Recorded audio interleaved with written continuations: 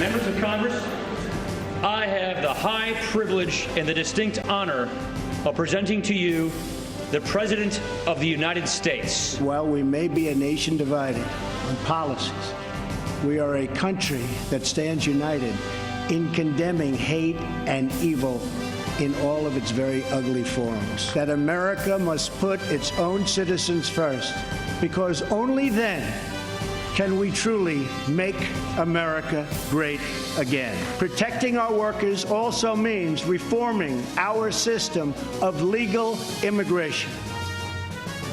President Donald Trump's first address to a joint session of Congress began with the condemnation of hate against Jews and others, and talked about working for immigration reform. But the moment of the speech had to have been the introduction of the widow of the late Navy SEAL William Ryan Owens, who lost his life recently in a raid in Yemen. CBS 4 anchor Eliott Rodriguez begins our team coverage tonight. Eliott. Rick and Rutabaga, that was a very moving moment at the end of the president's speech. It was a moment when it seemed everyone in the House chamber stood up in applause. That was not the case throughout the speech. Republicans applauded while Democrats gave polite applause, sometimes none at all. The speech was profoundly different from his inaugural address. Tonight, he came to Congress seeking common ground and a spirit of cooperation.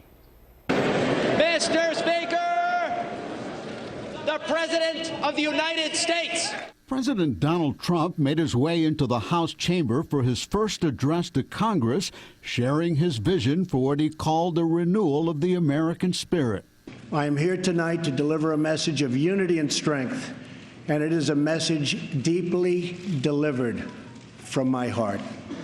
Mr. Trump updated the nation on the progress he's made in his first 40 days. Since my election, Ford, Fiat Chrysler, General Motors, Sprint, SoftBank, Lockheed, Intel, Walmart, and many others have announced that they will invest billions and billions of dollars in the United States. The president received polite applause, mostly from Republicans.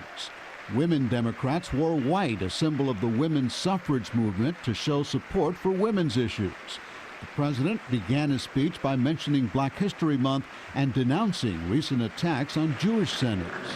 Recent threats targeting Jewish community centers and vandalism of Jewish cemeteries, as well as last week's shooting in Kansas City, remind us that while we may be a nation divided on policies, we are a country that stands united in condemning hate and evil in all of its very ugly forms.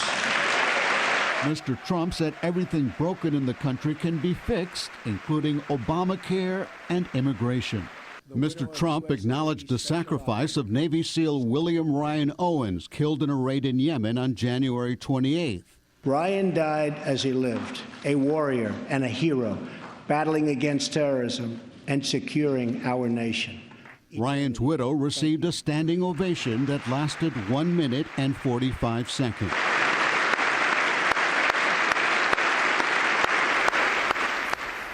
Owens' father, who lives in South Florida, has called for an investigation into the death of his son. Tonight, the president said Owens died during a highly successful raid in the fight against terror.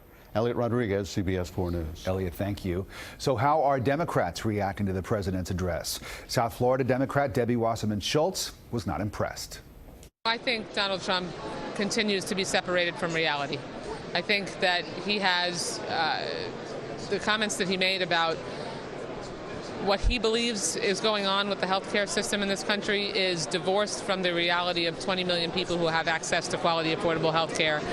The fact that you can't just poof say you're going to provide health care to people with pre-existing conditions when you're actually proposing to take it away. He is taking this country in an unacceptable, outrageous direction. And then